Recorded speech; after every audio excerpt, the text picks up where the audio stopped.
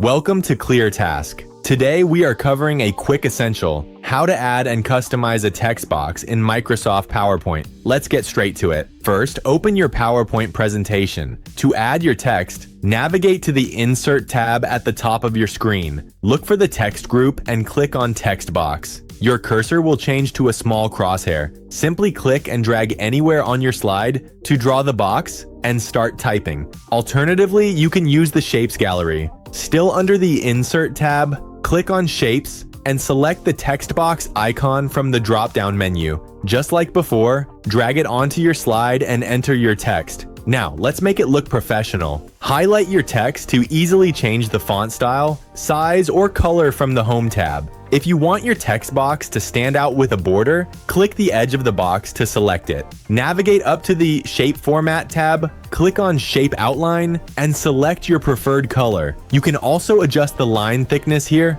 Once you are done, you can click and drag the edges of the text box to place it exactly where you need it on your slide. That is all there is to it. If you found this helpful, make sure to like the video and subscribe to ClearTask for more daily software tutorials and productivity tips. See you in the next one.